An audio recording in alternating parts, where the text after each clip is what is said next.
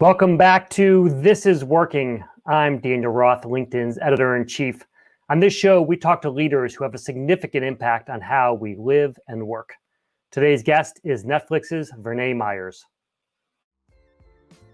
If you Google Verna Myers, the first result you'll find is Vernā Myers, American activist.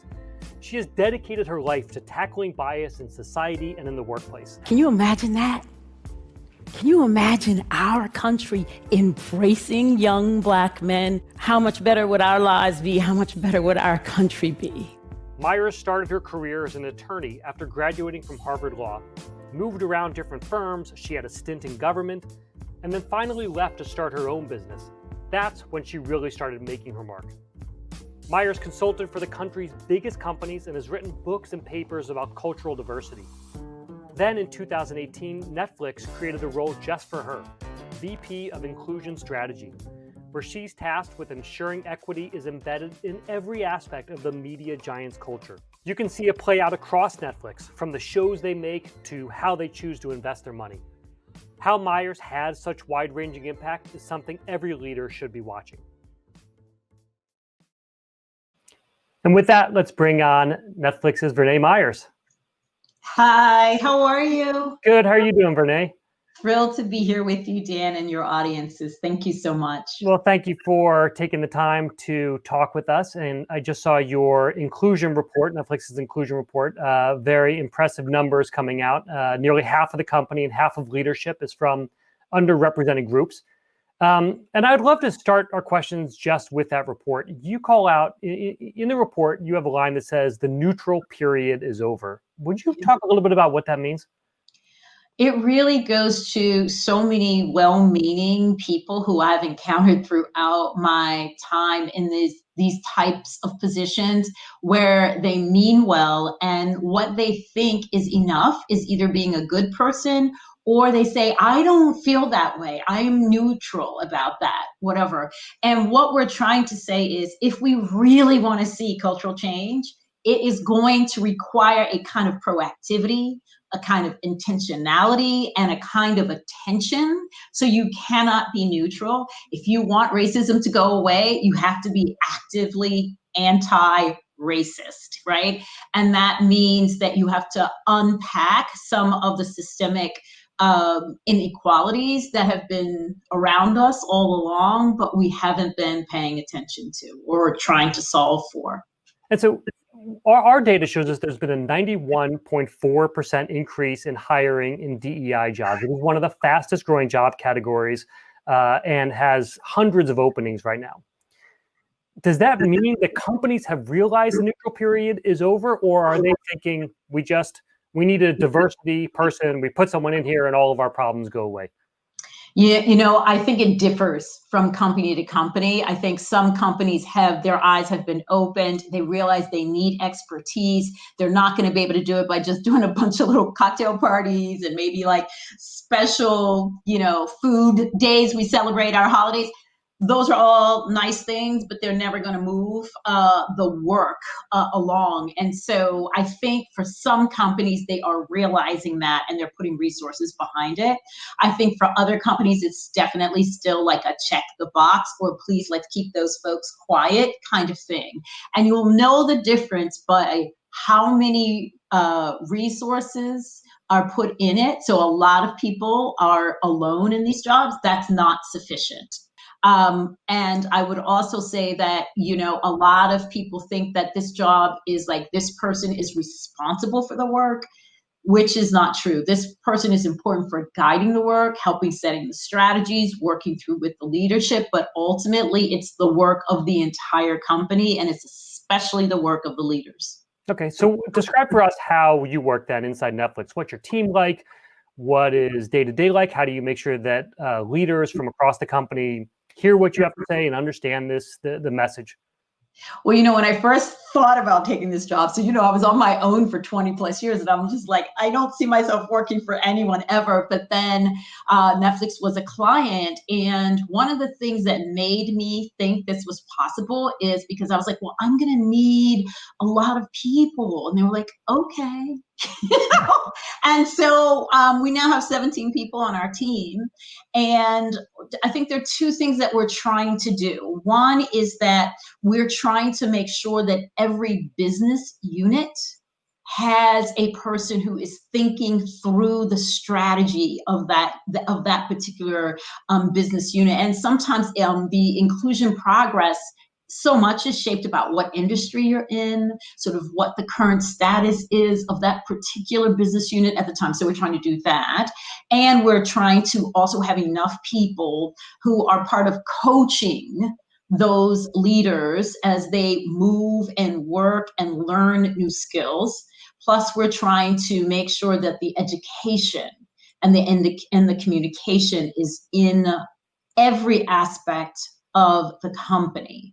So the way we look, like for example, it's 2021, so it's sort of like, what is our strategy? Our overarching vision is that every employee in Netflix be equipped with the consciousness, the competency, the compassion, and the courage necessary to transform what they do every day into an inclusive, sort of situation. And so it takes time for people to learn the vocabulary, to understand the major fundamental concepts. So we're doing that. We are setting out strategies for each of the units and each of the regions. And in the regions, there are countries. So a lot about it is like, what's the current status?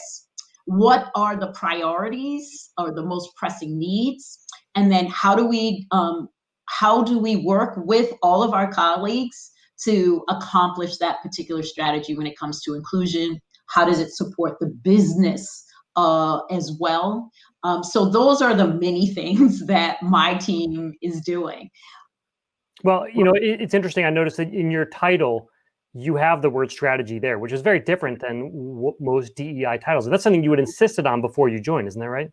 Yeah, I did, because I wanted people to think this is not fly by night. This is not sort of events. This is how are we going to think about this holistically, comprehensively, and it's everything in the life cycle for the employees, right? It's how do we do outreach? How do we do hiring? How do we, even like we have started now in our company where we obviously need to train people who are responsible for recruitment about how to talk in an interview, how to think about these things. We're getting our leaders to say, hey, as I look at my team, who's missing? What do I need to be thinking about when it comes to representation? But it's also onboarding, and it's also development and opportunity giving, and it's feedback. It's all of those life cycle pieces. It's promotion. And how do you integrate an inclusion lens, is what we're calling it, into each of those operations. Well, we have a lot of members who are joining, a lot of people saying really great things. We have V in California, Simon from Toronto, Maria in New York City, Christy in Salt Lake City, Rose from Houston. Jacqueline says, we must admit that this cannot be a checkbox item. There's got to be authentic commitment. To simply have internal conversations is not enough. And Teresa is saying, if we don't change things, nothing changes. Very true. Vernā, I think a lot of us experience Netflix, obviously, through the product, not necessarily through what's happening behind the scenes. And we know so much of inclusion strategy is about who you hire and about making sure that you have these pipelines in place, and making sure people feel comfortable when they are there and that they can succeed and there are more people like them. But Netflix is also taking the inclusion idea and making sure that it's in all of the programming.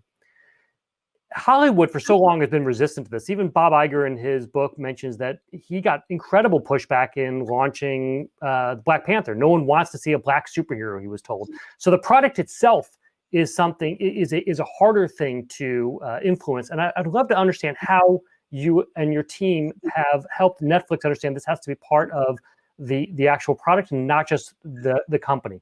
Yeah, well, so it's all interrelated. You know how you have a product that you love, and then you find out that working there for most people are horrible, right? It just doesn't work. You're like, these things have to be aligned. I mean, our big bet is that we start inside first, and the inside definitely shapes what we produce externally. And it's not just the content, Dan. We also think about the service. Is it accessible to whom, right? There are lots of things that the company has to think about through that lens of inclusion. So what we are doing is, for example, we work with our content folks. We have, for example, an inclusion institute, right, where we have a number of subjects that our creators can learn about and be thoughtful about. For example, colorism. We've done lots of conversations about that. So again, it's just that attuning of the lens. When you're green lighting, what are you thinking about? Actually, someone on our team did an incredible job. We were doing this work on the Babysitters Club, which I don't know if you're familiar with. This is a very popular title, and they were introducing a trans character. And the person who was in charge of that project was like, I need to talk to someone to understand how to best do this in an authentic, non-offensive, and sort of opening way so that people can see these things. So they go to our team, they say, hey, this is what's happening. And then we also have a list of experts that we consult, right? So this is all about the rigor of asking yourself questions about casting, about titles, about how deep we're going, about what language we're using. And I think if you want a future in media, this is what you have to do, because more and more, once people start seeing themselves on TV, they can't get enough of it, right? So, more and more people want to see themselves represented. They want to see themselves in front of the camera and behind the camera. That is our work too, to influence everyone who's making that decision to be thinking about how to be both representative and inclusive. You're talking about not just changing Netflix, you're talking about changing culture. I mean, this is if Netflix succeeds in this, no company will be able to get away with the old rules of thumb about who they put in front of camera, what works and what doesn't. Yes. I mean, we are in the position because we have so much content to really influence things. But let's just be clear, like, we can't get this done by ourselves. We need all of the media and entertainment companies to be thinking about this. Hey, we need the banks to be thinking about this, which is why we were sort of the first to do the 2% in banks and Black banks, right? Because we understand that this stuff is all structural and that all contributes, right? We need to think about it in tech. We need to think about it in the law. We need to, and so all of these aspects, we have a lot of partners that help us externally. What are they doing? If we've got marketing, are the marketing agencies thinking about this? Because if they're not going to represent us well enough. So it's an ecosystem. We are part of it. We can't make everything happen. We need really the whole community and all the industries too. Fascinating. It's a lot of muscle flexing. Really interesting to see. I got a great question from Kyle, who asks, how do you deal with the individual who doesn't buy into DEI? You hope that they are the minority, right? Because I really do, sort of the work that I see is that you have the people who get it, they're very gung-ho, but they don't exactly know what to do. And then you've got the middle group, and that middle group is like, they're not opposed, it just doesn't seem like it's part of what they should be thinking about. They're like, I'm an expert in this, and I just want to think about this, and I don't understand how D&I impacts this. And then you've got the group that's like, this is bad, right? But that group is getting smaller and smaller.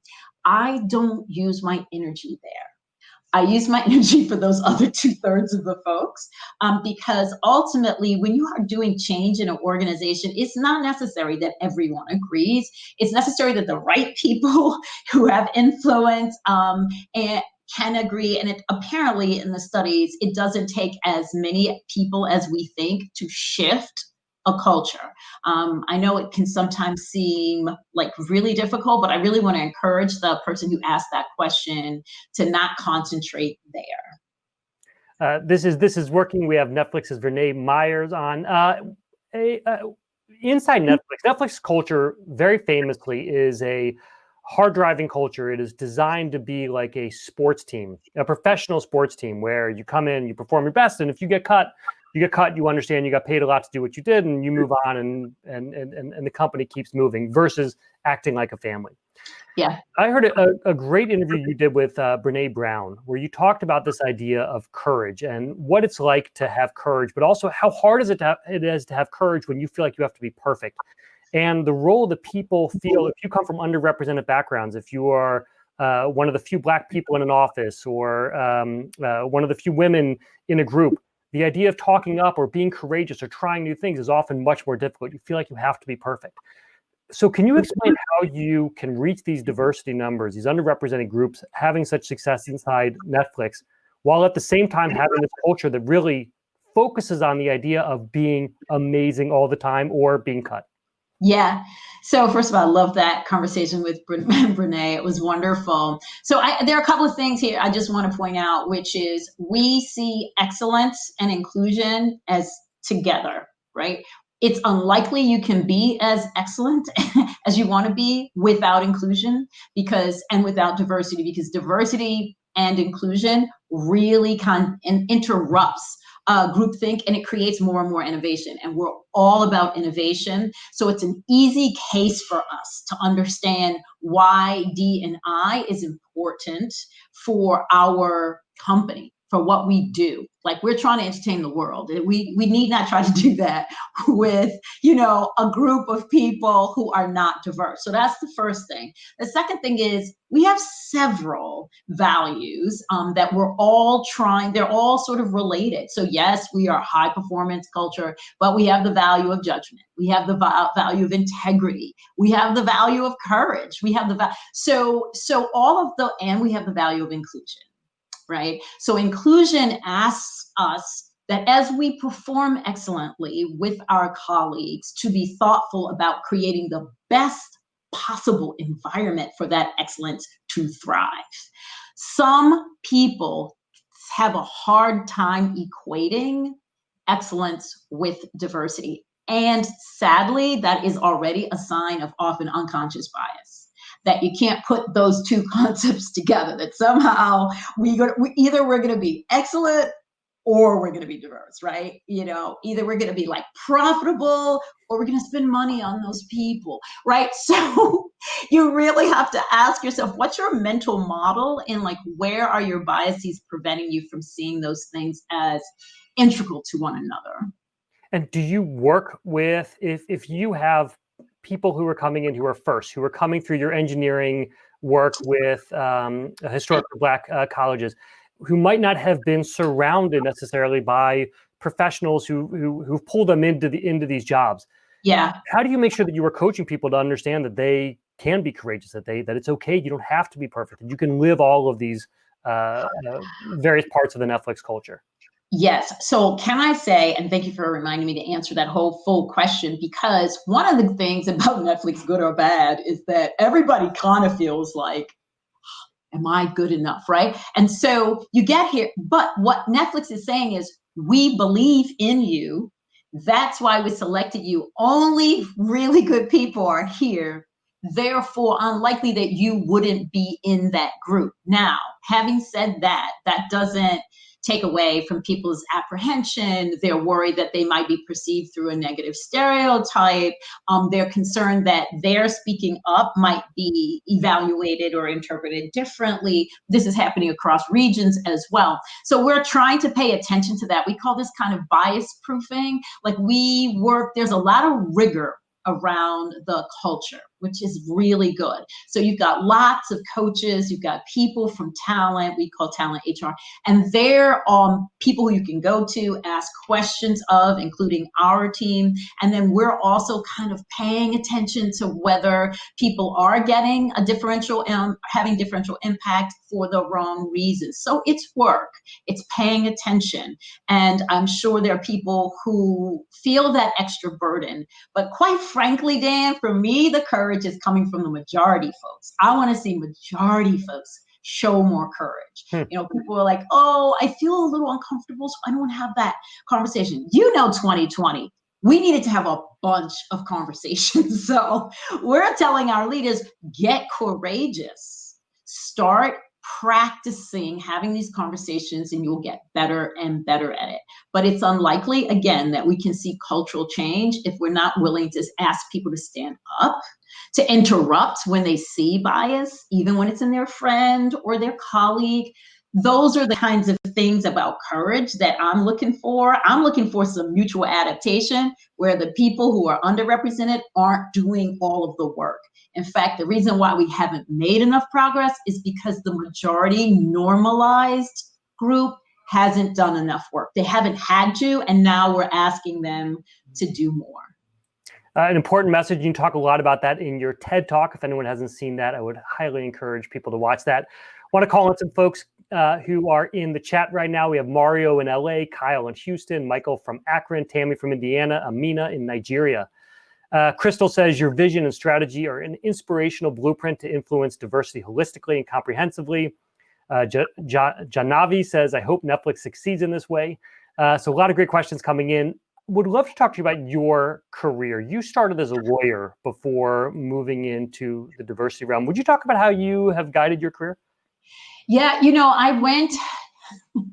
went to law school to change the world, and then I got there and I was like, I'm not sure this is the way. But by that time, I had spent quite an investment in my career. So I did practice corporate law, real estate law. I worked for a majority white law firm and then a minority-owned law firm. Very different experiences and useful in many ways. But what I started to recognize, because I started my career in Boston, and there were like very few. I was the first Black person and the only one in my law firm. And while for young people, it may seem like 1985 eons ago, I was not expecting to be breaking the color line in 1985. So something about that experience helped me to recognize the paucity of attorneys of color.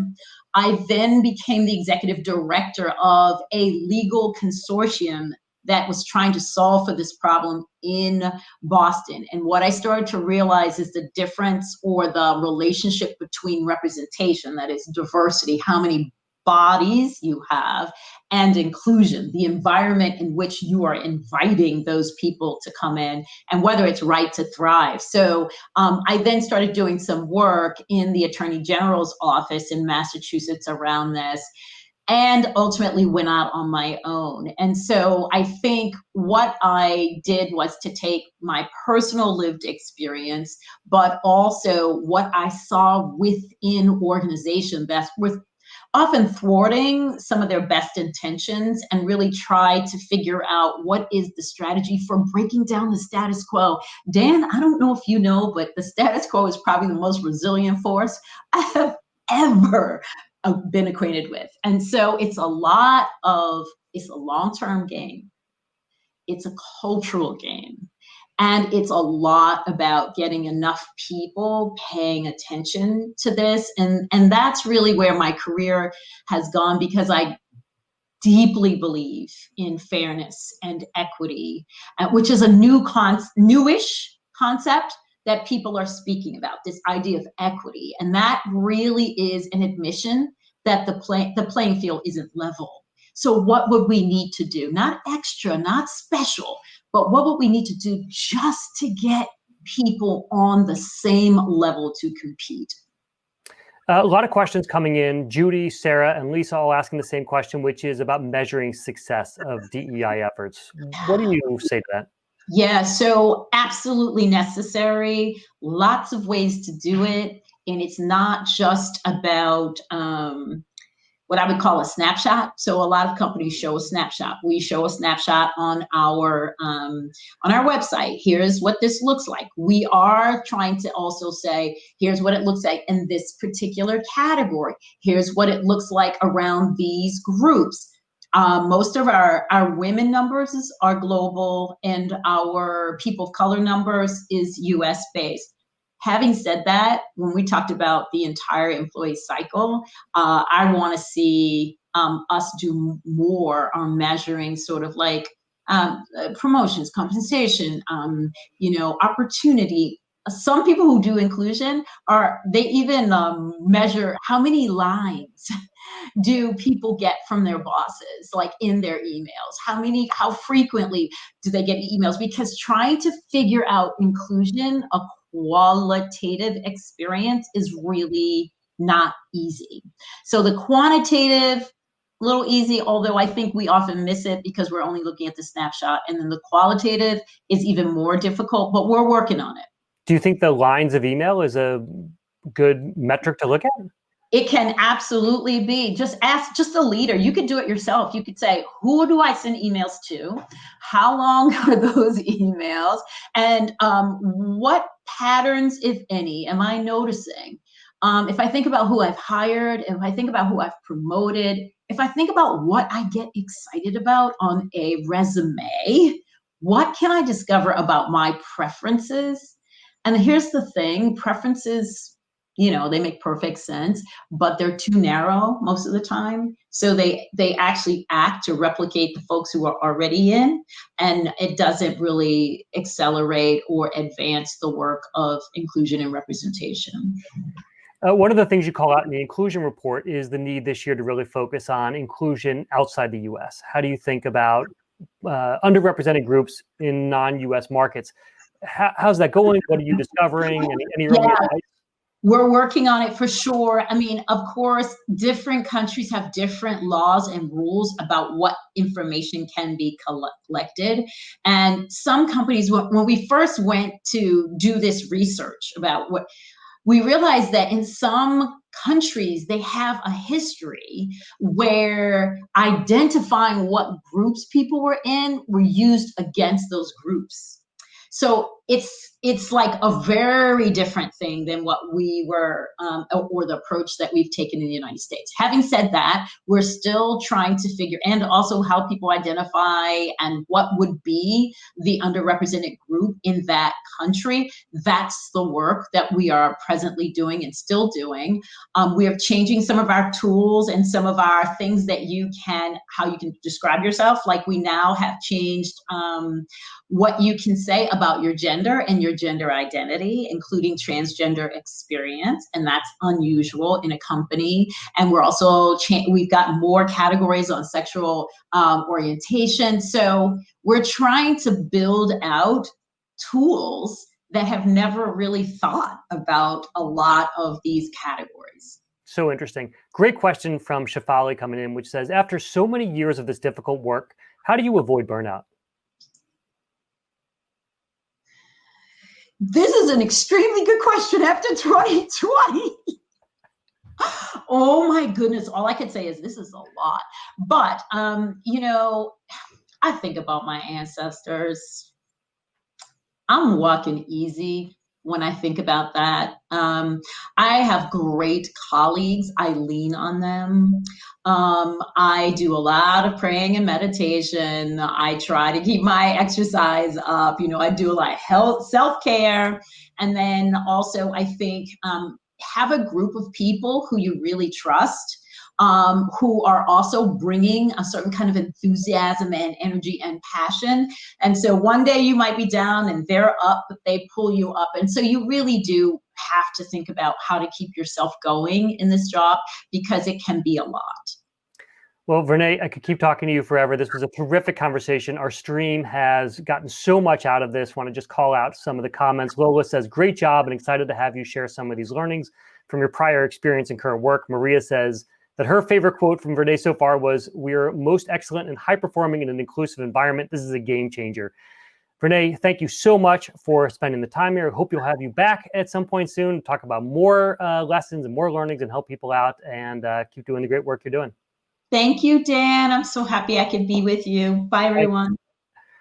All right, that was Vernā Myers from Netflix. Remember, we release This Is Working every week as a podcast that comes out on Saturday. So I hope that you will download that and write a review on Apple Podcasts, wherever you get your podcasts. You can also subscribe to my newsletter at lnkd.in/TIW for This Is Working.